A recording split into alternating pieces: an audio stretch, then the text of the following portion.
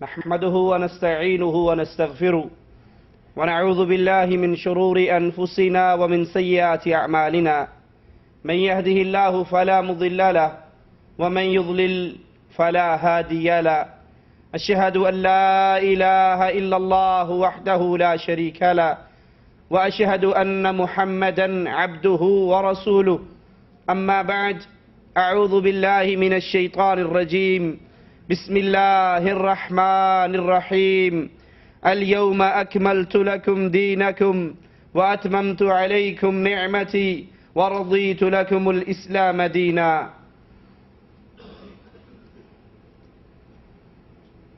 دین اسلام اللہ عز و جل کا پسندیدہ دین ہے اور یہ دین سابقہ تمام ادیان پر حاوی ہے، غالب ہے. یہ دین آیا ہی اس لیے کہ باقی تمام ادیان کے اوپر یہ دین غالب آ جائے. قرآن حکیم میں مالک عز و جل فرماتا ہے الیوم اکملت لکم دینکم، آج میں نے تمہارے اوپر تمہارا دین پورا کر دیا، اپنی نعمت کو پورا کر دیا. ورضیت لکم الاسلام دینا، اور تمہارے لیے اسلام کو بطور دین ہونے کے میں نے پسند کیا. اب جب اللہ عز و جل کا اتارا ہوا یہ آخری دین دین اسلام ہے، اس کے علاوہ اللہ عز و جل کسی دین کو قبول نہیں کرتا. اگر انسان اسلام کو قبول کرے، اسلام کے اندر داخل ہو جائے، اسلام کی تمام ہدایات کو اپنے اوپر لاگو کر لے تو یہ انسان کامیاب اور کامران ہے. اسی لیے رسول اللہ صلی اللہ علیہ وسلم نے فرمایا تھا کہ کوئی یہودی یا عیسائی میری بعثت کا سنے اور پھر مجھ پر ایمان نہ لے کر آئے، پھر اسلام میں داخل نہ ہو، وہ مرے گا تو جہنمی ہونے کی صورت میں مرے گا. اس کے مرتے ہی اس کو جہنم میں داخل کر دیا جائے گا، کیونکہ میری بعثت سے اسلام کا آغاز ہوا. اللہ کے رسول صلی اللہ علیہ وسلم کی دعوت سے اسلام کا آغاز، آپ پر نبوت کا تاج رکھا گیا. اسلام اس چیز کی دعوت دیتا ہے کہ اب اور کوئی دین اللہ کے نزدیک پسندیدہ نہیں ہے سوائے اسلام کے. اسی لیے مالک عز و جل اپنے نبی سے کہتا ہے قُلْ يَا أَيُّهَا النَّاسِ إِن كُنْتُمْ فِي شَكٍّ مِّن دِينِي. اے لوگو، نبی علیہ السلام سے خطاب ہے، اے نبی لوگوں کو بتا دیجئے اگر تمہیں شک ہے میرے دین میں، جس دین کی دعوت میں دیتا ہوں، جس لا الہ الا اللہ کی پکار میں بلند کرتا ہوں، جس دین کی طرف میں تمہیں بلاتا ہوں، اگر تم اس دین کے بارے میں شک میں مبتلا ہو فَلَا أَعْبُدُ الَّذِينَ تَعْبُدُونَ مِن دُونِ اللَّهِ، تو پھر میرے اعلان کو سنو، میں ان کی پوجا نہیں کرتا جن کی پوجا تم کرتے ہو اللہ کو چھوڑ کر. اللہ عز و جل کو چھوڑ کر تم جن کو پوج رہے ہو. میرا دین کیا ہے، میری دعوت کیا ہے کہ میں ان کی عبادت نہیں کرتا، میں ان سے بری ہوں، ان کی عبادت سے بری ہوں. میں ان کو نہیں پوجتا جن کو تم اللہ عز و جل کے علاوہ پوجتے ہو. وَلَكِنْ أَعْبُدُ اللَّهَ الَّذِي، لیکن میں عبادت کرتا ہوں اس اللہ کی جو ذات يَتَوَفَّاكُمْ، جو تمہیں موت دیتی ہے، جو تمہیں مارتی ہے، جس کے ہاتھ میں موت ہے. میں اس اللہ کی عبادت کرتا ہوں. وَأُمِرْتُ أَنْ أَكُونَ مِنَ الْمُؤْمِنِينَ، اور اللہ عز و جل نے مجھے تو یہ حکم دیا ہے کہ میں اہل ایمان میں شامل ہو جاؤں، میں اللہ کی آیات پر ایمان لے آؤں. قرآن حکیم کی جو نشانیاں مجھ پہ اترے، جو آیات مجھ پہ اترے، میں سب سے پہلے ان پر ایمان لے آؤں. میں تمہیں دعوت دیتا ہوں اگر تم میرے دین کے بارے میں شک میں مبتلا ہو، اسلام کے بارے میں شک کرتے ہو، میرے اوپر اترنے والی شریعت کے بارے میں شک کرتے ہو، تو میرا اعلان یہ ہے جن کو تم پوج رہے ہو میں ان کو نہیں پوجتا. میں تو اس اللہ کی عبادت کرتا ہوں جو اللہ عز و جل تمہیں موت دیتا ہے، اور اسی اللہ کا حکم ہے، اسی اللہ عز و جل نے مجھے یہ آرڈر کیا ہے کہ میں مومنین میں رہوں، میں ایمان لانے والوں میں رہوں، لوگوں کو دعوت دوں، اور دعوت دینے سے پہلے اللہ کی تمام نشانیوں پر میرا ایمان ہو. یا ایھا الذین آمنوا اتقوا اللہ، مالک عز و جل تیسرے مقام پہ قرآن حکیم میں فرما رہا ہے اے اہل ایمان، اے مومن ہونے کے دعوے دارو، اللہ سے ڈر جاؤ. وَآمِنُوا بِرَسُولِهِ، اور پکا مومن انسان بنتا ہی تب ہے، ایمان انسان کو نصیب ہی تب ہوتا ہے جب وہ اللہ کے رسول پہ ایمان لے کر آئے۔ انسان لاکھ کہے میں مسلمان ہوں، میں مومن ہوں، میں اہل ایمان ہوں، لیکن اگر اس کا اللہ کے رسول صلی اللہ علیہ وسلم پر ایمان نہیں ہے، یہ اپنے مومن ہونے کے دعوے میں جھوٹ بولتا ہے۔ اللہ کا حکم ہے یا ایھا الذین آمنو، اے اہل ایمان ہونے کے دعوے دارو، اللہ سے ڈرو، وآمنوا برسولہ، اور ایمان لے کر آؤ اس اللہ عز و جل کے رسول پر۔ یؤتیکم کفلین من رحمہ، اس کا نتیجہ کیا نکلے گا؟ اللہ تمہیں 2 گنا اجر عطا فرمائے گا۔ اس سے مراد وہ لوگ بھی ہیں جو رسول اللہ صلی اللہ علیہ وسلم کی نبوت سے پہلے کسی اور نبی پر ایمان لاتے تھے، پھر رسول اللہ صلی اللہ علیہ وسلم کو اللہ عز و جل نے نبوت عطا کی، اب وہ اللہ کے نبی پر بھی ایمان لے آئے تو ان کو 2 گنا اللہ عز و جل اجر عطا فرمائے گا۔ ایک اجر سابقہ شریعت پہ عمل کرنے کا، اور دوسرا اجر رسول اللہ صلی اللہ علیہ وسلم کی شریعت پہ عمل کرنے کا۔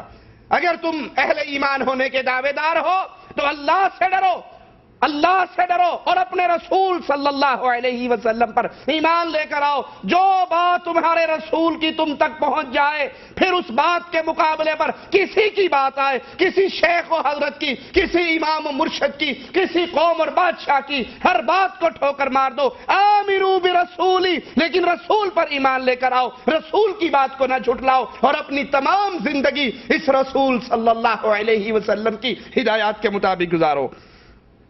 وَيَجْعَلْ لَكُمْ نُورًا، اگر تم اس رسول پر ایمان لے کر آؤ گے، اس کے مطابق زندگی گزارو گے، اس کی احادیث کو اپنی زندگی پہ لاگو کرو گے، اپنے ایمان کو سچا کر دکھاؤ گے، ایک تو تمہیں 2 گنا اجر نصیب ہوگا، پھر اللہ عز و جل تمہیں نور عطا فرمائے گا، تمہیں روشنی عطا فرمائے گا، تمہارے سینے کو ایمان کے نور سے منور کر دے گا۔ تمشون بہ، اس روشنی میں تم چلو گے، دنیا کے اندر بھی تمہارے سامنے ہدایت کے راستے واضح ہوں گے، ضلالت تم سے دور ہوگی، گمراہیاں تم سے دور ہوں گی، اندھیرے تم سے دور ہوں گے، اور رسول صلی اللہ علیہ وسلم کی اتباع کرنے کی برکت سے قبر بھی روشن ہوگی، حشر بھی روشن ہوگا، وہاں پر بھی نہ اللہ کا عذاب ہوگا، وہاں پر بھی نہ جہنم کے اندھیرے ہوں گے، نہ قبر کے اندھیرے ہوں گے۔ ایک رسول کی اتباع کرنے کا نتیجہ کیا نکلتا ہے؟ سینے منور ہے، دنیا منور ہے، قبر منور ہے، آخرت منور ہے، اور یہ نور کی مثال ہے کہ وہ چل رہا ہے پل صراط کے اوپر، اس کے دائیں بھی نور ہے، اس کے بائیں بھی نور ہے، اس کے آگے بھی نور ہے، وہ نور کی زندگی میں ہے، اندھیرے اس سے دور ہے۔ اور وہ انسان جو نفاق کی کیفیت میں ہے، جو نبی علیہ الصلوۃ والسلام کی صرف اتنی بات کو مانتا ہے جتنی اس کو اچھی لگتی ہے، جتنی اس کی قوم کو اچھی لگتی ہے، جتنی اس کے معاشرے کو اچھی لگتی ہے، یا جتنی بات ماننے کی پبلک اجازت دیتی ہے، وہ رسول صلی اللہ علیہ وسلم پر سچا ایماندار نہیں ہے۔ اس کی کیفیت کیا ہوگی؟ یہ اندھیروں میں ہوگا، یہ مومنین سے کہے گا ٹھہر جاؤ نقتبس من نورکم، ہم بھی تمہارے نور سے روشنی لے لیں، ہم بھی تمہارے نور میں تمہاری روشنی کے پیچھے چلتے ہوئے اس پل صراط کو کراس کر جائیں۔ تو اہل ایمان ان منافقین سے، جنہوں نے رسول اللہ صلی اللہ علیہ وسلم کی اتنی بات مانی جتنا ان کا جی چاہا، جتنا ان کا شیخ چاہا، جتنا ان کا امام نے چاہا، جتنے ان کے مولوی نے چاہا، جتنی ان کی برادری نے چاہا، انہوں نے رسول صلی اللہ علیہ وسلم کو سب سے اوپر والا مقام نہیں دیا مخلوق میں کہ ان کی بات کے آنے کے بعد پھر کسی کی بات نہیں مانی جا سکتی، بلکہ اس نے اپنے آپ کو قید کیا، کہیں فرقوں کے اندر، کہیں جماعتوں کے اندر، کہیں برادریوں کے اندر، کہیں قوموں کے اندر، کہیں ملکوں کے اندر، کہیں نظاموں کے اندر مرضی کی بات، تھوڑی تھوڑی بات، جی کو اچھی لگنے والی بات لیتا رہا۔ یہ منافق مومن سے کہے گا ٹھہر جا، پل صراط پہ اندھیرا ہے، میں بھی تیری روشنی میں گزر جاؤں، تو اہل ایمان کہیں گے ارجعوا، واپس جاؤ، دنیا میں لوٹ جاؤ، آج ہمارے نور کا تمہیں فائدہ نہیں ہوگا۔ فَالْتَمِسُوا نورا، یہ نور لینا ہے تو زندگی محمد کے طریقے پہ گزارنی ہوتی صلی اللہ علیہ وسلم۔ اللہ کے بندو، قرآن حکیم کی سایت پہ غور کرو۔ مالک کہہ رہا ہے اگر اہل ایمان ہو تو اللہ سے ڈرو اور میرے رسول پر ایمان لے کر آؤ۔ رسول پہ ایمان لانے کا مطلب کیا ہے؟ پھر زندگی کی کوئی بات، پھر زندگی کا کوئی عمل، پھر زندگی کا کوئی فعل، عقائد میں ہو، اعمال میں ہو، عادات میں ہو، زندگی کا ہر مسئلہ محمد الرسول اللہ صلی اللہ علیہ وسلم سے پوچھ کے کیا جائے۔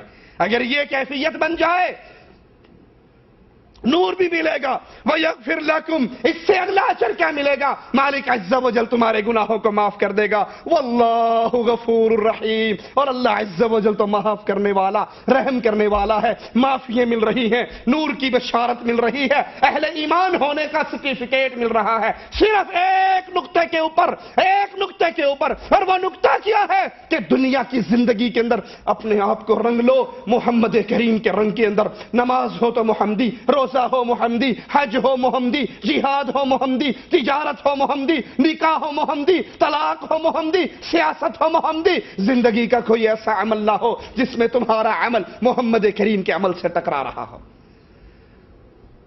اجر کی لائن، ثواب کی بشارتیں، یہ اللہ عز و جل کی طرف سے انعام ہے۔ صحیح بخاری میں ہے، عبداللہ ابن عمر سے روایت ہے، رسول اللہ صلی اللہ علیہ وسلم نے فرمایا، تمہاری مثال اور یہود و نصارہ کی مثال اس شخص کی طرح ہے جس نے کہا کون ہے، جس نے کچھ مزدور لیے مزدوری کروانے کے لیے، اور ان سے پوچھا کون ہے جو صبح سے لے کر ظہر تک میرا کام کرے، اس کو ایک قرات ملے گا۔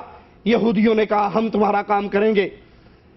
اس نے پھر کہا کون ہے جو ظہر کی نماز سے لے کر عصر تک میرا کام کرے، اس کو بھی ایک قرات ملے گا۔ عیسائیوں نے کہا کہ ہم ہیں وہ تمہارا کام کرنے والے۔ تو عیسائیوں نے اس کا کام کیا۔ پھر عصر کے بعد اس نے آواز لگائی کون ہے جو عصر کی نماز سے لے کر غروب آفتاب تک میرا کام کرے؟ تو اہل ایمان نے کہا ہم یہ کام کریں گے۔ نبی نے فرمایا وہ تم ہو جنہوں نے عصر سے لے کے غروب آفتاب تک کام کیا، اور کہا اس کے بدلے میں اس نے 2 قرات دیے۔ تو یہود و نصارہ ناراض ہو گئے کہ ہم نے کام زیادہ کیا، ہمیں اجرت کم ملی۔ تو اس کہنے والے نے کہا کیا میں نے تمہارا حق مارا ہے؟ کہا نہیں، تو نے ہمارا حق نہیں مارا۔ کہا پھر یہ میرا فضل ہے، میں جس کو جو چاہوں عطا کر دوں۔ اس حدیث سے ثابت کیا ہو رہا ہے کہ مسلمان قوم، اہل ایمان، اہل قبلہ، اہل ملت، لا الہ الا اللہ محمد الرسول اللہ صلی اللہ علیہ وسلم کا اقرار کرنے والے، آئے تو یہودیوں کے بعد، آئے تو عیسائیوں کے بعد، ان کو ٹائم تھوڑا ملا، ان کی عمریں تھوڑی ہوئی، لیکن اللہ عز و جل ان کو زیادہ عطا کرتا ہے، ان کو زیادہ اجر و ثواب دیتا ہے۔ یہ اللہ عز و جل کا فضل ہے، جس کو چاہتا ہے عطا کرتا ہے۔ صحیح بخاری میں حضرت ابو ہریرہ رضی اللہ عنہ وارضاہ سے روایت ہے، رسول اللہ صلی اللہ علیہ وسلم نے فرمایا اللہ عز و جل نے ہم سے پہلے لوگوں سے جمعے کی فضیلت کو چھپائے رکھا، وہ جمعے کی فضیلت سے محروم رہے۔ یہودیوں کے حصے میں ہفتے کا دن آیا، عیسائیوں کے حصے میں اتوار کا دن آیا، اور ہمارے لیے اللہ عز و جل نے جمعے کی رہنمائی کی۔ اسی طرح یہود و نصارہ قیامت کے دن بھی مسلمانوں سے پیچھے رہیں گے۔ ہم دنیا والوں میں سب سے آخری امت ہیں، لیکن قیامت کے دن سب سے آگے ہوں گے۔ یہ اسلام کی فضیلت ہے، یہ اسلام کا مقام ہے، یہ اسلام کی عزت ہے، یہ اسلام کی شان ہے کہ اسلام کو ماننے والے دنیا میں آئے تو سب سے بعد ہیں، لیکن قیامت میں سب سے آگے ہوں گے۔ رسول اللہ صلی اللہ علیہ وسلم نے فرمایا، صحیح بخاری میں ہے، اللہ عز و جل کے نزدیک سب سے پیارا دین ملت ابراہیم، آسان اور پسندیدہ دین ہے۔ ابی بن کعب سے روایت ہے، انہوں نے فرمایا سنیے ذرا اس صحابی کے ان جملوں کو اور اپنی زندگی کو ٹٹولیے۔ اللہ عز و جل نبی کے ان شاگردوں کی باتوں کو ہمیں اپنی زندگی کے اندر لاگو کرنے کی توفیق عطا فرمائے۔ ابی بن کعب فرماتے ہیں تم لوگ سنت اور صراط مستقیم پہ گامزن رہو۔ 2 جملے، لیکن 2 جملوں کے اندر دین کی پوری دعوت کو بند کر کے رکھ دیا۔ سنت اور صراط مستقیم۔ سنت کس چیز کا نام ہے؟ اتباع محمد الرسول اللہ۔ صراط مستقیم سیدھا راستہ جو سیدھا جنت میں جائے، جس میں کوئی ٹیڑھ اور کجی نہ ہو، وہ سیدھا راستہ اللہ کی عبادت کا راستہ ہے، اللہ کی وحدانیت کا راستہ ہے، اللہ کی توحید کا راستہ ہے۔ صحابی 2 جملوں میں زندگی کا منہج سمجھا رہے ہیں کہ تم صراط مستقیم پہ رہنا اور محمد رسول اللہ کی سنت پہ رہنا، سنت سے چمٹے رہنا، ہر مسئلے میں دیکھنا رسول اللہ کی سنت کیا ہے، ہر عقیدے میں دیکھنا رسول اللہ صلی اللہ علیہ وسلم کا حکم کیا ہے، قرآن کی آیات کیا ہے، اللہ کا مطلوب کیا ہے، صراط مستقیم پہ رہنا، سنت سے چمٹے رہنا۔ اس کا نتیجہ کیا نکلے گا؟ کہیں ایسا نہ ہو، کیونکہ ایسا نہیں ہو سکتا اگر کوئی شخص سنت سے چمٹ جائے صراط مستقیم پہ گامزن رہے تو پھر اللہ کا ذکر کرتا رہے، اللہ کے خوف سے اس کی آنکھوں میں آنسو آتے رہیں، تو ایسا کبھی نہیں ہوتا انسان صراط مستقیم پہ ہو، انسان سنت محمد کریم پہ ہو، دل میں اللہ کا ڈر ہو، آنکھیں اللہ کے خوف سے روتی ہوں، پھر ایسا کبھی نہیں ہوتا ایسے بندے کو جہنم کی آگ چھو بھی جائے۔ پورا نچوڑ ہے زندگی کا صراط مستقیم، سیدھا خط، سیدھی لائن، محمدی شاہراہ، اللہ کا دیا ہوا راستہ جس میں کسی کا کوئی دخل نہیں، کسی کی کوئی کجی نہیں، کوئی ٹیڑھ پن نہیں، بلکہ وہ سیدھا اللہ کی عبادت، رسول اللہ صلی اللہ علیہ وسلم کی اطاعت۔ صراط مستقیم، اس کو لینا کیوں ضروری ہے؟ اس کو مثال سے سمجھاتا ہوں۔ آپ نے جانا مکہ ہے، آپ نے جانا مکہ ہے، آپ کے پاس گاڑی بھی 2007 ماڈل کی نئی، ٹینکی بھی پیٹرول سے فل، ڈرائیور بھی شاندار، 5ویں گیئر میں ڈال کر آپ دوڑ بھی رہے ہیں، 180 پہ جا رہے ہیں، لیکن جتنا تیز بھاگ رہے ہیں آپ کا چہرہ مکہ کی طرف نہیں ہے، وہ دمام کی طرف ہے۔ جتنا بھی دوڑو گے، جتنا بھی بھاگو گے، گاڑی کا تیل بھی خرچ ہوگا، آپ کی ڈرائیونگ بھی لگے گی، آپ کا وقت بھی صرف ہوگا، لیکن آپ کو کبھی مکہ جانا نصیب نہیں ہوگا۔ کیوں؟ آپ صراط مستقیم پر نہیں ہو، آپ کی منزل کا رخ وہ نہیں جو آپ کے دل میں مقصود ہے۔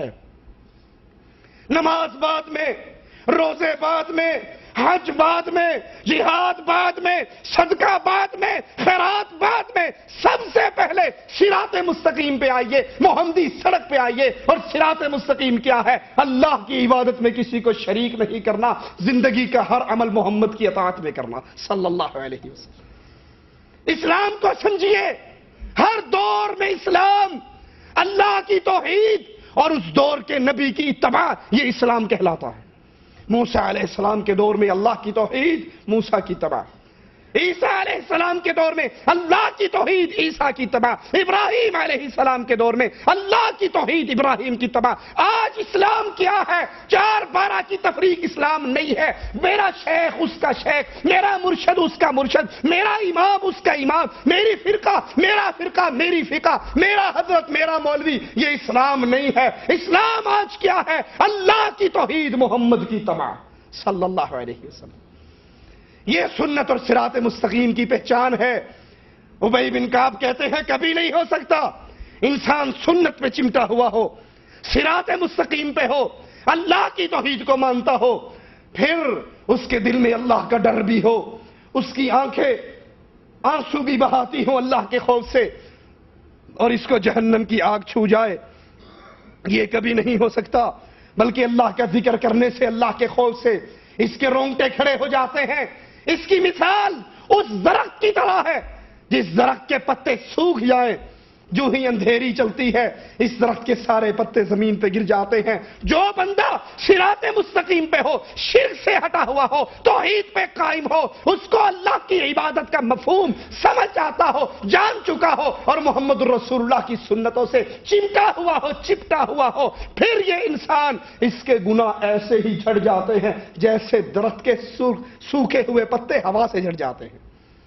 یہ نتیجہ ہے اتباع رسول کا، یہ نتیجہ ہے صراط مستقیم پہ رہنے کا، جو اس طرح چلتا ہے۔ اور اگر اس کے علاوہ کوئی انسان عبادت بے بہا کرے، اس کے نمازیں بہت زیادہ، روزے بہت زیادہ، حج ہر سال کرتا ہے، عمرے ہر رمضان میں کرتا ہے، لیکن سنت سے نہیں چپٹا ہوا، صراط مستقیم پہ نہیں ہے، اللہ کے سامنے بھی سجدہ ریز ہوتا ہے، قبروں پہ بھی سجدہ ریز ہوتا ہے، بیت اللہ کا طواف بھی کرتا ہے اور قبروں کا طواف بھی کرتا ہے، کبھی یا اللہ مدد بھی کہہ لیتا ہے، یا علی مدد کے وعدے بھی لگا لیتا ہے، اللہ کو مشکل کشا بھی جانتا ہے، حجویری کو مشکل کشا بھی جانتا ہے، اللہ کو بھی داتا کہتا ہے، حجویری کو بھی داتا کہتا ہے، اللہ کو بھی غریب نواز مانتا ہے، اور اجمیر کے فقیر کو بھی غریب نواز، بندہ پرور کہتا ہے، مشکلات میں اللہ سے بھی مانگ کے امید رکھتا ہے اللہ مقدموں سے نکال دے گا، اور اسلام آباد والے بابے کے بارے میں بھی جانتا ہے کہ یہ بڑی امام ہے، یہ صراط مستقیم پہ نہیں ہے،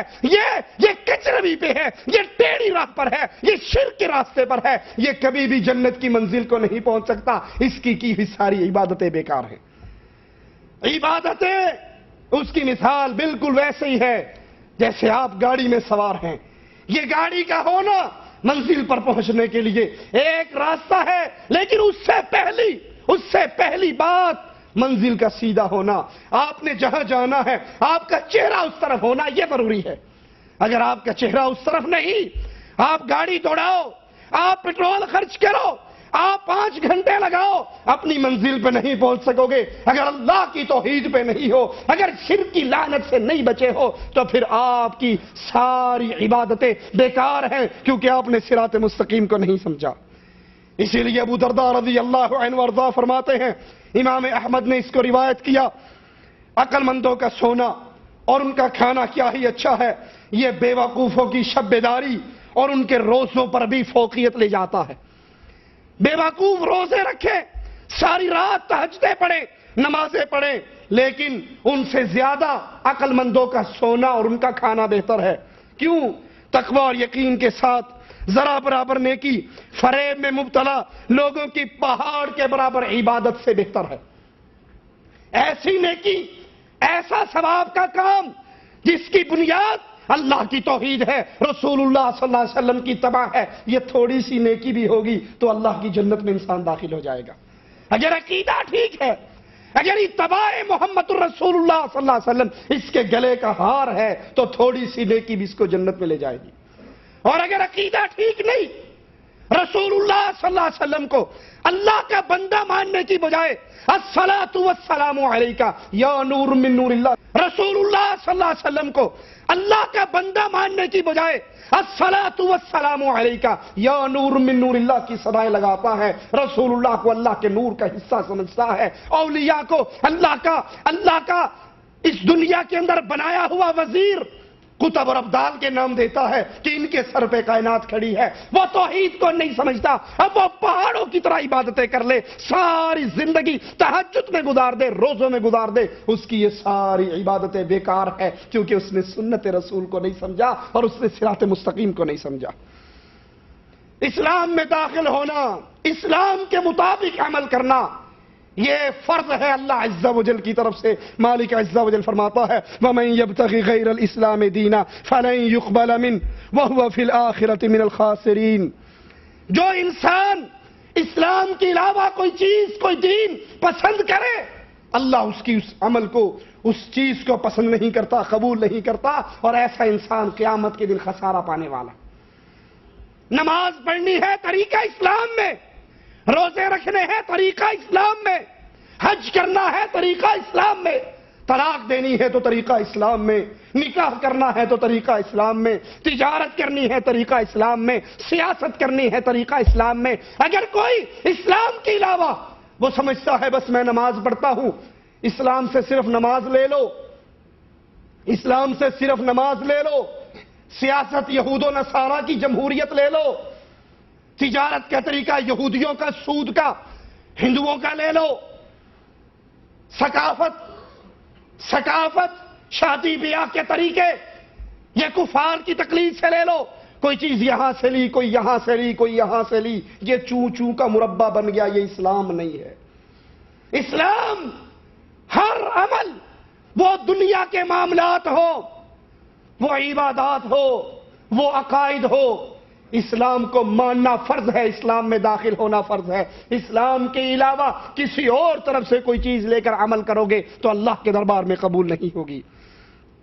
ان الدین عند اللہ الاسلام، اللہ کے ہاں دین صرف اسلام ہے، اور دین دنیا کے معاملات بھی دین ہیں، عبادت کے معاملات بھی دین ہے. کوئی یہ نہ سمجھے ہم نماز پڑھتے ہیں اسلام کے مطابق، پھر ہم تجارت کرتے ہوئے سود کا کاروبار کرتے ہیں، یہ دنیا ہے اور دین ہے. دنیا الگ چیز ہے، دین الگ چیز ہے، سیاست الگ چیز ہے، دین الگ چیز ہے. مولویوں کا سیاست سے کیا تعلق؟ اسلام لنگڑا لولا دین نہیں ہے کہ نماز تو صرف اسلام سے لے لو، داڑھی صرف اسلام سے لے لو، ذکر کرنا اسلام سے لے لو، باقی ہر معاملے میں آپ آزاد ہو. کہیں آپ سوشلسٹ بن جاؤ، کہیں کمیونسٹ بن جاؤ، کہیں جمہوریت پسند بن جاؤ، آپ مختلف راستوں پہ چل پڑو، یہ اسلام نہیں ہے. اسلام اللہ کا اتارا ہوا وہ دین ہے جس میں کوئی ایک بات بھی ایسی نہیں جس میں مالک نے اسلام کے ماننے والوں کو پیاسا چھوڑا.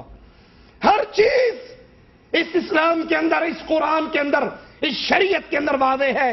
اسی لیے مالک عز و جل کی ان آیات پہ غور کیجئے وَأَنَّ هَذَا صِرَاطِي مُسْتَقِيمًا فَاتَّبِعُوهُ، میرا سیدھا راستہ، محمدی راستہ، اللہ کا دیا ہوا راستہ، یہ سیدھا راستہ ہے، اس میں کوئی ٹیڑھ نہیں، اس میں کوئی کجی نہیں، اس میں کوئی سٹاپ نہیں کہ اسلام میں صرف ہم نے عبادات کا نظام لینا ہے، باقی معاملات میں ہم آزاد ہیں۔ نہیں، یہ اللہ کے نبی کا دیا ہوا سیدھا راستہ ہے، فاتبعوہ، اس راستے کے اوپر چلو، ایک ایک عمل کے اندر اسلام سے اسی لیے قبر کے اندر پہلے 3 سوالوں میں تیسرا سوال کیا ہے؟ ما دینک، تیرا دین کیا ہے؟ تو صرف نماز پڑھتے ہوئے مسلمان تھا، تجارت کرتے ہوئے ہندوازم پر تھا، سیاست کھیلتے ہوئے یہودیت پر تھا، شکل و صورت بناتے ہوئے مجوسیت پر تھا، تیرا دین کیا تھا؟ تو نے کس چیز کو، کس ضابطۂ حیات کو دین سمجھا؟ اگر وہ کہے گا کہ میرا دین اسلام ہے تو اس کی پوری زندگی بھی اسلام کے مطابق گزری ہوگی۔ وَلَا تَتَّبِعُوا السُّبُلَ، نبی منع کر رہے، میرے راستے پہ چلو، اس سیدھے راستے پہ چلو، اس سیدھے راستے کو چھوڑ کر یہ مختلف ٹیڑھے راستوں پہ نہ چلو۔ حدیث میں آتا ہے رسول اللہ صلی اللہ علیہ وسلم نے مسجد نبوی کی کچی زمین پر ایک لائن لگائی، پھر اس کے گرد سائڈوں پہ ٹیڑھی لائنیں لگا دی اور فرمایا یہ سیدھی لائن یہ میرا راستہ ہے، اور یہ جو ٹیڑھی سائڈ کی دائیں بائیں کی لائنیں ہیں یہ شیطان کا راستہ ہے، ہر راستے پہ شیطان بیٹھ کر بلا رہا ہے۔ وَلَا تَتَّبِعُوا السُّبُلَ فَتَفَرَّقَ بِكُمْ عَنْ سَبِيلِهِ، میرے راستے کو نہ چھوڑ کر، اس راستے کو چھوڑ کر باقی راستوں پہ نہ چلنا، اور اگر تم یہ کرو گے تو صراط مستقیم تمہارے ہاتھ سے غائب ہو جائے گا، تم صراط مستقیم کو چھوڑ بیٹھو گے، صراط مستقیم کو ضائع کر بیٹھو گے۔ ذالکم وصاکم بہ لعلکم تتقون، یہ تاکید ہے اللہ کی طرف سے، یہ حکم ہے اللہ کی طرف سے تاکہ تم متقی ہو جاؤ۔ اللہ کا راستہ، رسول اللہ صلی اللہ علیہ وسلم کا راستہ وہ سیدھا ہے، اور سائڈوں کے ٹیڑھے راستے، ان راستوں پہ نہ چلنا، اور اگر ان راستوں پہ چلو گے صراط مستقیم کو کھو بیٹھو گے۔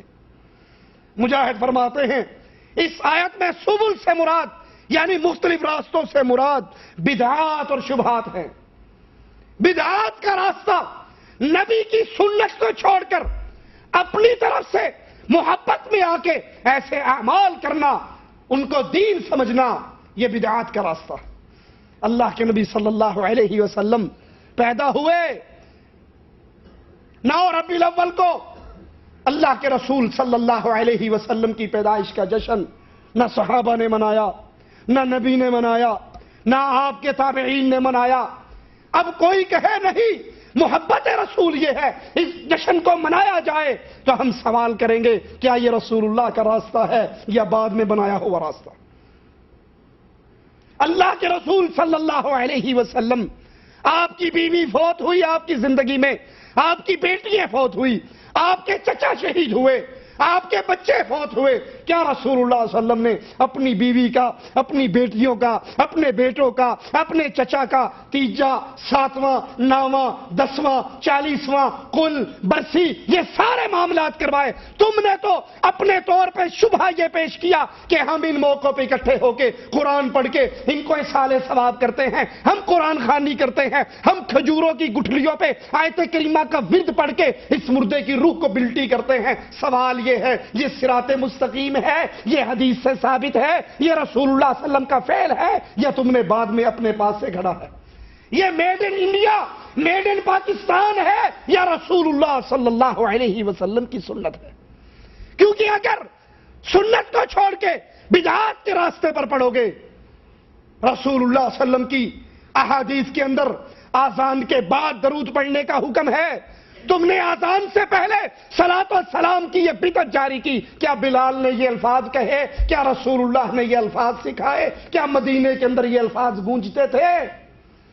اگر نہیں تو تمہارا راستہ بدعات کا راستہ ہے، جس نے بدعات کے راستے کو پکڑا وہ محمد الرسول اللہ کے صراط مستقیم سے غافل ہو گیا۔ حضرت عائشہ فرماتی ہیں جس نے ہمارے دین میں کوئی ایسی چیز ایجاد کی جو دین میں نہیں وہ مردود ہے۔ رسول اللہ صلی اللہ علیہ وسلم کی حدیث پہ غور کیجئے، من عمل عملا لیس علیہ امرنا فہو رد۔ من عمل عملا، جس نے جو کام کیا اور وہ کام رسول اللہ صلی اللہ علیہ وسلم کی سنت سے ثابت نہیں، وہ مردود ہے۔ اب غور کیجئے اس حدیث میں کتنے نقطے سمجھ آتے ہیں۔ من عاملہ، سب سے پہلے من، کوئی بھی وہ عمل کرے، وہ عمل کرنے والا چھوٹا ہو بڑا ہو، شیخ ہو مرشد ہو، امام ہو پیر ہو، حضرت ہو وزیر ہو، وہ وزیر اعظم بھی ہو، حجویری کی قبر کو ہر کے غلام سے غسل دے رہا ہو، وہ کوئی ہو، کتنا بڑا ہو، کتنا اس کا نام اعلیٰ ہو، جو بھی عمل کرے، من عاملہ، اس نے عمل کیا، عمل کتنا بڑا ہو، عمل پہاڑوں کی طرح بڑا ہو، جتنا مرضی سٹاک اس کے عمل کا ہو۔ دوسری بات، عمل چھوٹا ہو یا بڑا کوئی بحث نہیں، عمل تھوڑا ہو یا زیادہ کوئی بحث نہیں۔ بحث کیا ہے؟ من عمل عملا لیس علیہ امرنا۔ تیسری بات کہ اس عمل پر رسول اللہ کی مہر نہ ہو صلی اللہ علیہ وسلم۔ کسی کا ذکر نہیں، نہ کوفے کا ذکر، نہ بغداد کا، نہ رائمنڈ کا ذکر، نہ نظام الدین کا، کہیں کا ذکر نہیں۔ ذکر صرف ایک ذات کا ہے اور اس کا نام نامی، اسم گرامی محمد صلی اللہ علیہ وسلم۔ لیس علیہ امرنا، نہ 4 کا ذکر، نہ 12 کا، نہ 20 کا ذکر، نہ 28 کا، نہ چھوٹوں کا، نہ بڑوں کا، نہ شیخ کا، نہ مرشد کا، نہ مفتی کا، نہ شیخ الحدیث کا۔ ذکر کیا ہے؟ لیس علیہ امرنا، مہر لگانے والی ذات ایک ہے اور وہ محمد الرسول اللہ صلی اللہ علیہ وسلم۔ فہو رد، وہ عمل مردود ہے، کرنے والے کا نام اونچا، عمل بہت بڑا، سنت سے موافقت لے کر نہیں آیا، یہ عمل مردود ہے، یہ کرنے والا مردود ہے، اس کی محنت مردود ہے، اللہ کے دربار میں قبول نہیں ہوگا۔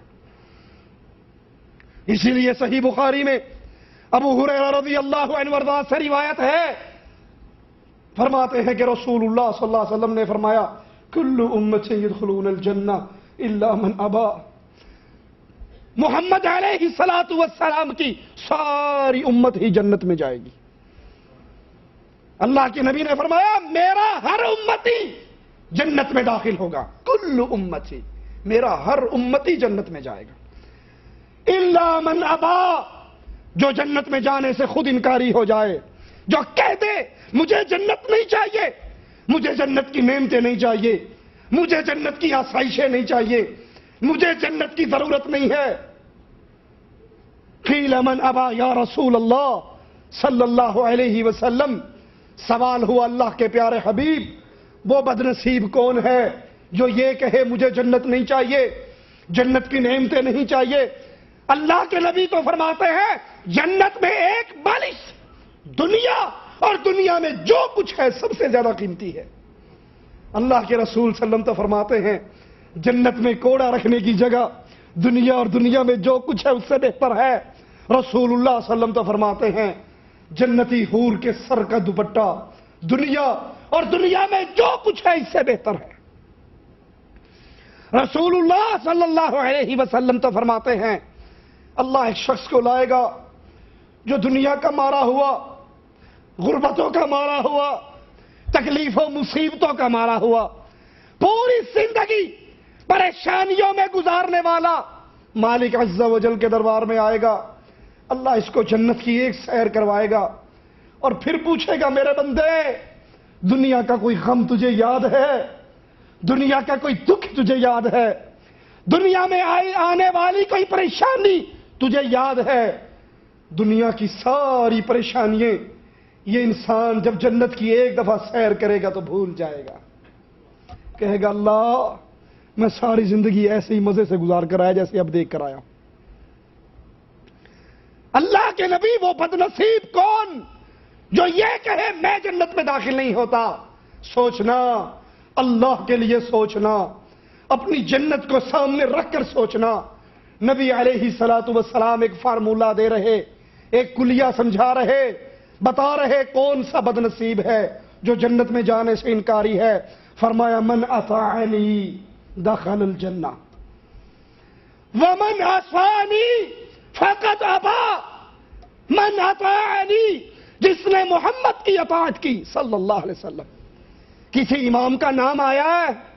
غور کرنا اللہ کے لیے، غور کرنا، کسی امام کا نام آیا؟ کہیں 12 معصوموں کا نام آیا؟ کہیں بغداد والوں کا نام آیا؟ کہیں کوفے والوں کا نام آیا؟ کہیں بریلی والوں کا ذکر آیا؟ کہیں انڈیا پاکستان کی کسی اور بستی کے شیخ الحدیث کا نام آیا؟ ایک نام ہے، ایک آوازہ ہے، ایک آواز گونج رہی ہے، من اطاعنی دخل الجنہ، جس نے محمد کی اطاعت کی صلی اللہ علیہ وسلم۔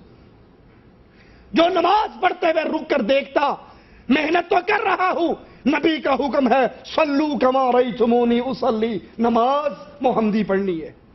جو حج کرتے ہوئے دیکھتا، نبی نے فرمایا تھا خذوا عنی مناسککم، مجھ سے حج کے طریقے سیکھو، حج محمدی کرنا ہے، نکاح محمدی کرنا ہے، طلاق محمدی دینی ہے، ایک ایک عمل میں محمد کریم کی سنت کو سامنے رکھنا ہے۔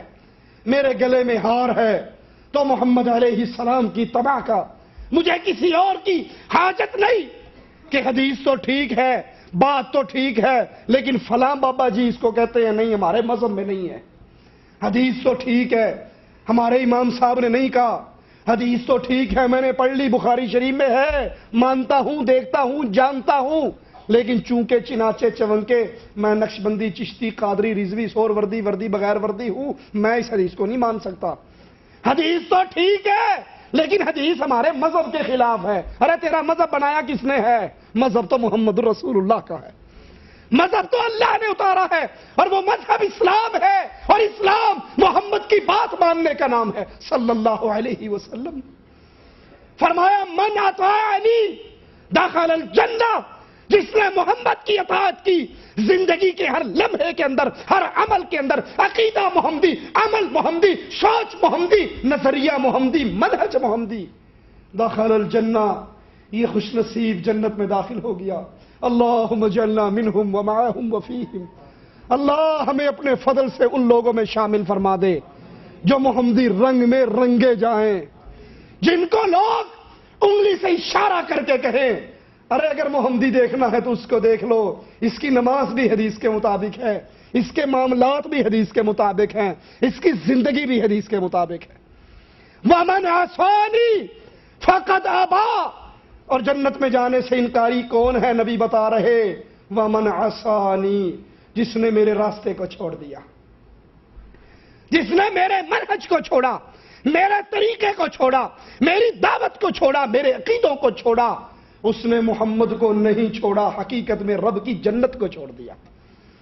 جس نے کہا مجھے پتا ہے رسول اللہ صلی اللہ علیہ وسلم نے پکی قبر بنانے سے منع کیا، لیکن میرے پیر کی یہی وصیت تھی کہ پکی قبر بنانا، مجھے پتا ہے نبی صلی اللہ علیہ وسلم نے میلے لگانے سے منع کیا، اپنے صحابہ سے کہا لا تتخذوا قبری عیدا، میری قبر پہ میلے نہ لگانا، مجھے پتا ہے، لیکن ہمارے سلسلے میں میلہ چلتا ہے، جس کو پتا ہے اللہ کے رسول صلی اللہ علیہ وسلم نے مجھے غیر اللہ کی نظر و نیاز سے منع کیا، مجھے بتایا، حدیث پہنچی، ایک مکھی دے کے غیر اللہ کے نام کی انسان جہنم میں چلا گیا، وہ پھر بھی کہتا ہے نہیں، ابا جان کہتے ہیں 11ویں کا دودھ ضرور پیر جی کے نام پہ ہی بانٹنا ہے، وہ حدیث سے سنتا ہے، جانتا ہے، اس کے سامنے پیش کی جاتی ہیں، لیکن وہ کہتا ہے بات تو ٹھیک ہے، ہمارے مذہب میں ہمارے شیخ نے، ہمارے امام نے، ہمارے صوفی نے، ہمارے مرشد نے، ہماری فقہ نے، ہمارے بابا جی نے ہمیں یہ باتیں نہیں بتائی، ہم اپنے پیروں کے ساتھ ہیں، ہم اپنے بزرگوں کے ساتھ ہیں، ہم اپنے بابوں کے ساتھ ہیں، انہوں نے اپنے پیروں کو اپنا پیر مانا، بلال کے پیر کو چھوڑا، جہنم میں داخل ہو گئے۔ وَمَنْ عَصَانِي فَقَدْ أَبَىٰ، اللہ کے نبی کلیہ اور قانون سمجھا رہے، جو محمدی راستے سے ہٹا، جس نے رسول اللہ کی اتباع سے ہاتھ کھینچا، وہ جہنم کے اندر داخل ہوا، اس نے جنت میں جانے سے انکار کیا۔ اسی لیے صحیح بخاری میں عبداللہ ابن عباس رضی اللہ عنہ وارضاہ کا یہ قول موجود ہے، وہ فرماتے ہیں کہ رسول اللہ صلی اللہ علیہ وسلم نے فرمایا 3 اشخاص اللہ کے نزدیک بڑے ناپسندیدہ ہیں، اللہم لا تجعلنا منہم ولا معہم۔ 3 انسان اللہ کو بڑے برے لگتے ہیں، پہلا وہ جو حرم کے اندر کجروی اختیار کرتا ہے، ٹیڑھ پن اختیار کرتا ہے، یہاں بھی اپنی گندی عادتوں سے باز نہیں آتا۔ اسلام کے اندر جاہلیت کا راستہ تلاش کرنے والا اور کسی مسلمان کے ناحق خون بہانے کا مطالبہ کرنے والا. اسلام میں جاہلیت کا راستہ اختیار کرنے سے مراد کیا ہے کہ رسول اللہ صلی اللہ علیہ وسلم کی سنتیں معروف ہیں، مشہور ہیں، طریقہ معلوم ہے، لیکن ان سنتوں کو چھوڑ کر بدعت کا راستہ اختیار کرتا ہے. شیخ الاسلام ابن تیمیہ رحمت اللہ علیہ فرماتے ہیں اس حدیث میں جاہلیت کا راستہ تلاش کرنے سے مراد انبیاء کے لائے ہوئے دین کی مخالفت، ہر وہ عمل جو نبی کے لائے ہوئے دین سے مخالف ہے، ٹکرا رہا ہے، وہ جاہلیت کا راستہ ہے. خواہ وہ عام ہو یا بعض لوگوں کے ساتھ خاص ہو، اہل کتاب کا ہو یا بت پرستوں کا ہو، کسی کا کوئی عمل لا کر وہ اگر اللہ کی شریعت میں، رسولوں کی لائی ہوئی شریعت میں داخل کرتا ہے، یہ جاہلیت کا راستہ اختیار کر رہا ہے. اور آج کیفیت آپ کے سامنے ہے. اپنے ملکوں میں ہونے والے میلوں پہ چلے جاؤ، قبروں کو دیکھ لو، قبر پہ سجدہ ہو رہا ہے، اس کے نام کی جو تختی لگی ہوئی اس پہ آیت الکرسی لکھی ہوئی ہے. اگر اسی آیت الکرسی کا ترجمہ تم سمجھ لو تو اس پہ سجدہ کرنے کی نوبت آئے گی. یہ قبر کی پوجا ہندوازم سے لی گئی، یہود و نصارہ سے لی گئی، اور اسلام کے نام پہ آج دنیا کے اندر عام کی جا رہی ہے. حقیقت حال کیا ہے کہ یہ عمل جاہلیت کا راستہ ہے. اسلام کے اندر غیر مذہبوں کی چیزیں لا کر اسلام میں داخل. صحیح بخاری میں حضرت حذیفہ رضی اللہ عنہ وارضاہ کا قول ہے، روایت فرماتے ہیں انہوں نے فرمایا اے قاریوں کی جماعت، سیدھے راستے پہ رہو، صراط مستقیم پہ گامزن رہو. اگر تم صراط مستقیم پہ رہو گے بہت آگے نکل جاؤ گے، اور اگر صراط مستقیم سے دائیں بائیں ہٹو گے تو انتہائی گمراہ ہو جاؤ گے. قرآن پڑھنے والا، قرآن پہ عمل کرنے والا، قرآن کی تلاوت کرنے والا، قرآن کی دعوت دینے والا، قرآن پڑھانے والا، اگر اس کا عقیدہ ٹھیک ہو، اگر اس کا توحید کا ماجرا ٹھیک ہو، یہ بڑی عظیم شان. حدیث میں آتا ہے اس کے ماں باپ کو قیامت کے دن تاج پہنایا جائے گا، ماں باپ کو، اور اس کو کہا جائے گا اقرا ورتفع، پڑھ اور جنت کے درجے چڑھ. جہاں تیرے منہ سے آخری آیت نکلے گی وہی جنت میں تیرا ٹھکانہ ہوگا. لیکن شرط کیا ہے؟ شرط یہ ہے کہ صراط مستقیم پر ہو، توحید کے منہج پر ہو، توحید کے راستے پر ہو، اتباع رسول اللہ صلی اللہ علیہ وسلم ہو. تو پھر یہ عمل، یہ اعمال انسان کو بہت آگے لے جاتے ہیں. عبداللہ ابن مسعود رضی اللہ عنہ وارضاہ فرماتے ہیں بعد میں آنے والا ہر سال سابقہ سالوں سے زیادہ برا ہے. غور کرنا ابن مسعود کی بات پہ رضی اللہ عنہ وارضاہ. بعد میں آنے والا ہر سال سابقہ سالوں سے برا ہے. فرماتے ہیں میرے کہنے کا مطلب یہ نہیں کہ فلاں سال سے بارش زیادہ ہوگی، فلاں سال سے زیادہ سرسبز ہوگا، فلاں سال میں فلاں سال سے زیادہ کھیتی باڑی ہوگی. نہیں، دراصل بات یہ ہے، یہ سالوں کی جو تفریق کی ہے، بات یہ ہے کہ تمہارے علماء اور اچھے لوگ مر رہے ہیں، علم اٹھ رہا ہے. علماء کے بعد دنیا میں آ کر ان کی گدی پر بیٹھنے والے جہال ہوتے ہیں، اور پھر وہ جاہل فتوے دیتے ہیں، خود بھی گمراہ ہوتے ہیں، اوروں کو بھی گمراہ کرتے ہیں. دین میں ایسے لوگ پیدا ہوتے ہیں جو دین کی بات قال اللہ و قال الرسول سے بتانے کی بجائے اپنی رائے سے قیاس کرتے ہیں، اپنی رائے پر قیاس کرتے ہیں، جس کی وجہ سے اسلام منہدم ہو جاتا ہے، فنا ہو جاتا ہے. آپ کو یقین نہیں تو جائیے کیو ٹیلی ویژن کا بٹن دبا کے دیکھیے. استخارے کے نام پہ ایک پروگرام آتا ہے کیو ٹی وی پہ. ایک بی بی بیٹھی ہوئی ہے پردے کے پیچھے، اور کہیں پہ مفتی بشیر قادری بیٹھا ہے پردے کے نیچے. ہزاروں میل دور سے فون کرنے والا فون کرتا ہے، میرے گھر میں خون کے چھینٹے لگے ہیں، میرے اوپر پانی گرا ہے، میرے کپڑے پھٹے ہیں. اب وہ ہزاروں میل دور بیٹھے ہوئے اسے بتا دیتا ہے تجھ پہ ٹونا ہے، تجھ پہ جادو ہے، تجھ پہ یہ ہے، تجھ پہ وہ ہے. ایک ٹیلی فون کال سن کے یہ ہزاروں میل کی باتیں کیسے بتا دیتا ہے؟ فون کرنے والا کہتا ہے جناب میں نے کاروبار کرنا ہے، فلاں چوک میں دکان لی ہے، استخارہ کر کے بتائیے کیسی رہے گی. کہتا نہیں اے نہیں تینوں ٹھیک رہنی، تو ہور کس تھان لے لا. اس کو کیسے پتا لگا؟ یہ غیب کی باتیں، یہ اٹکل پچو، یہ جنات، یہ نجومی، یہ شیطان کی باتیں سن کے ایک سچ 100 جھوٹ ملا کر پبلک کو گمراہ کرنے والے ابن مسعود کہتے ہیں ایسے لوگ اسلام کے اندر اپنی رائے پر قیاس کر کے لوگوں کو فتوے دیں گے، پھر یہ اسلام کی بلڈنگ کو منہدم کرنے والی بات ہے اور فنا کرنے والی بات ہے۔ قرآن حکیم کی آیت پہ غور کیجئے تاکہ سمجھ آئے اسلام کیا ہے، اسلام کی تفسیر کیا ہے۔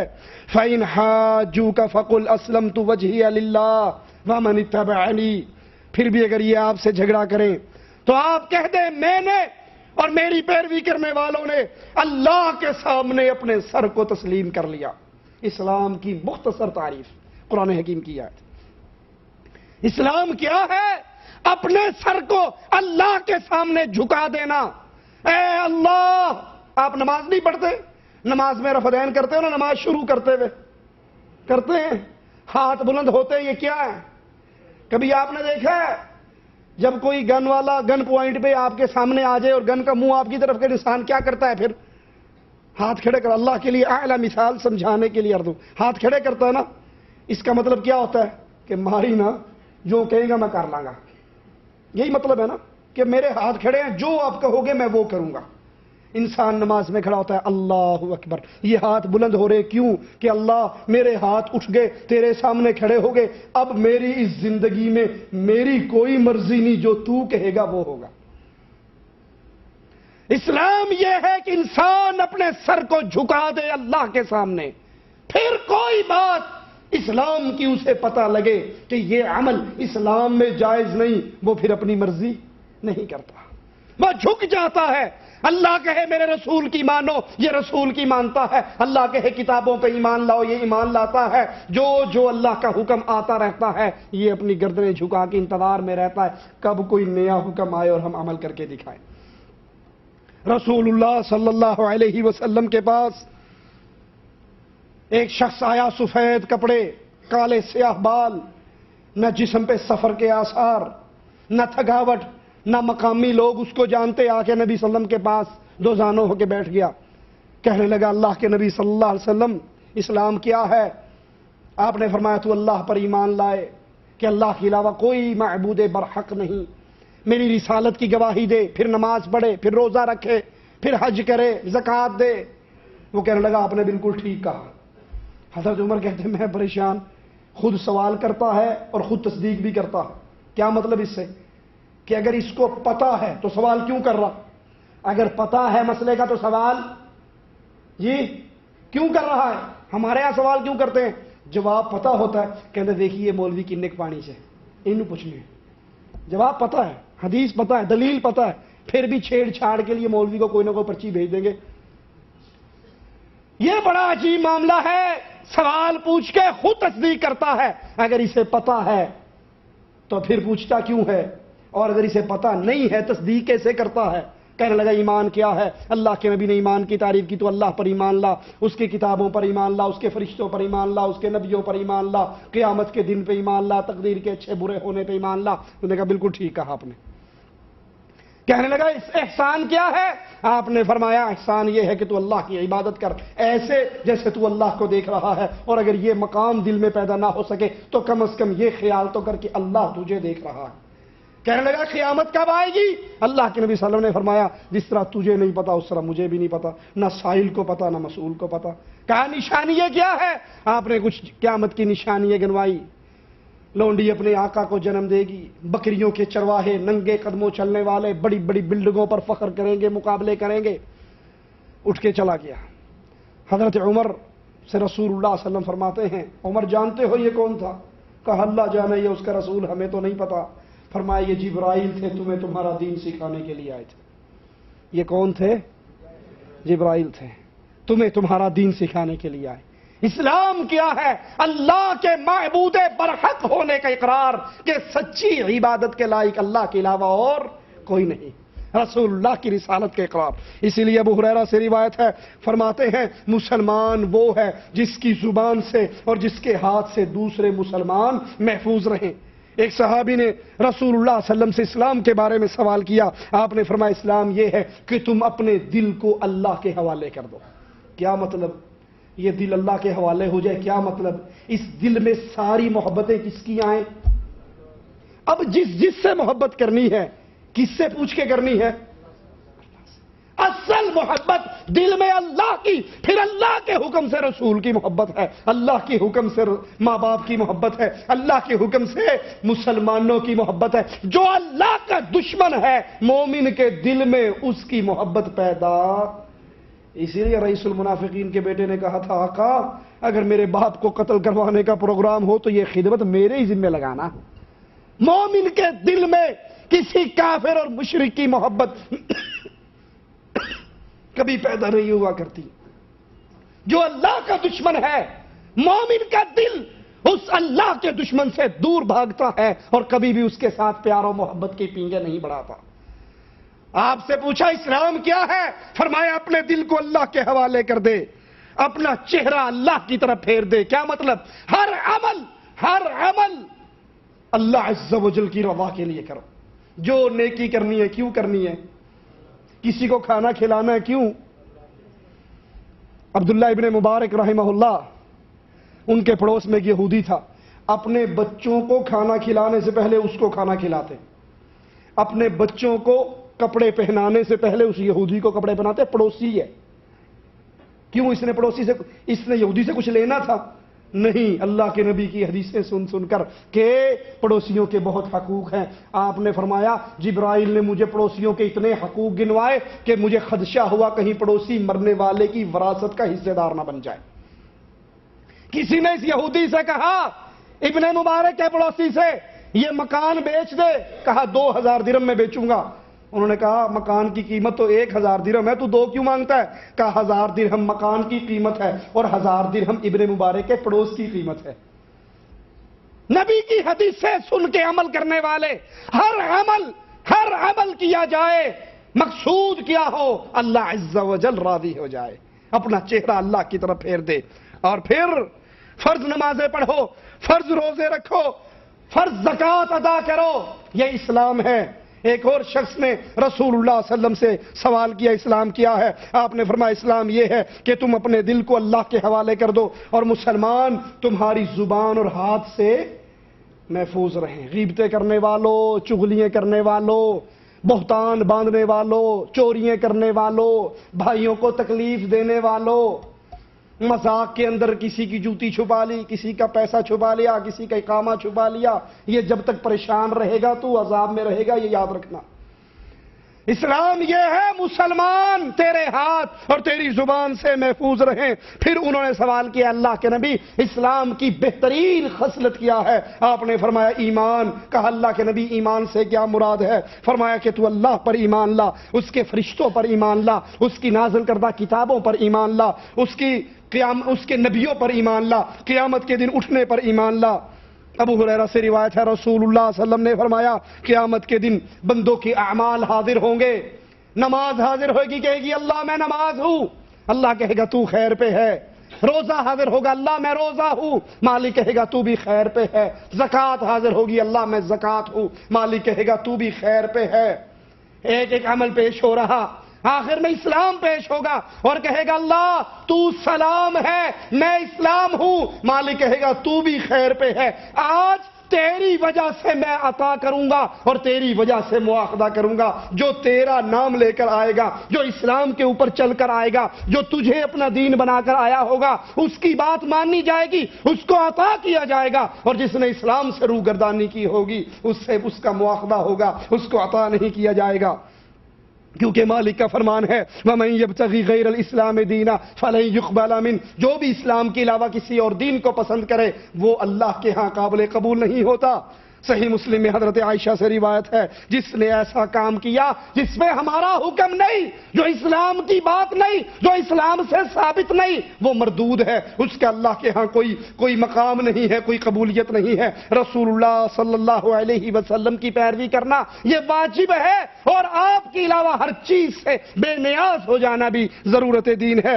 وَنَزَّلْنَا عَلَيْكَ الْكِتَابَ تِبْيَانًا لِكُلِّ شَيْءٍ، مالک فرماتا ہے ہم نے آپ کو وہ کتاب نازل فرمائی پر جس میں ہر چیز کا کافی اور شافی جواب ہے۔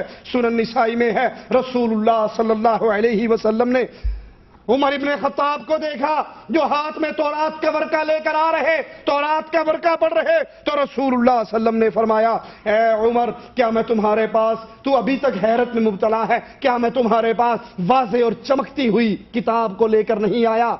ایک اور روایت میں ہے ابو بکر صدیق رضی اللہ عنہ وارضا، ابو بکر صدیق دیکھتے ہیں حضرت عمر تورات کا ورقہ پڑھ رہے ہیں، اللہ کے نبی کے دربار میں موجود ہیں اور اللہ کے نبی صلی اللہ علیہ وسلم کا چہرہ تبدیل ہو رہا ہے، غصے کے اندر آقا آ رہے ہیں۔ ابو بکر کہتے ہیں گم پائیں تجھے گم پانے والیاں، میرے نبی کا چہرہ نہیں دیکھتا۔ عمر ابن خطاب تورات کے ورقے کو پھینک دیتے ہیں اور آواز لگاتے ہیں رضیت باللہ ربا وبالاسلام دینا وبمحمد نبی صلی اللہ علیہ وسلم، اے اللہ کے نبی میں اللہ کے رب ہونے پر، اسلام کے دین ہونے پر، آپ کے نبی ہونے پر راضی ہوں۔ آپ نے فرمایا تورات کا ورقہ پڑھنے والے لو کان موسیٰ حیا ما وسعہ الا اتباعی، آج تو تورات کا ورقہ پڑھ رہا ہے، اگر موسیٰ صاحب تورات زندہ ہوتے میری نبوت کا انہیں دور ملتا، ان کو بھی جنت میں جانے کے لیے میرے پیچھے چلنا پڑتا۔ لو بدا لکم موسیٰ فاتبعتموہ وترکتمونی لضللتم عن سواء السبیل، اے تورات کے ورقہ پڑھنے والے، اے خطاب کے بیٹے، اگر آج موسیٰ زندہ ہو کے آ جائے تو محمد الرسول اللہ کو چھوڑ دو، موسیٰ کے پیچھے چل پڑو، تم سیدھی راہ سے گمراہ ہو کر جہنم میں جاؤ گے۔ او کما قال علیہ الصلوۃ والسلام، سیدھی راہ تمہارے ہاتھ سے نکل جائے گی۔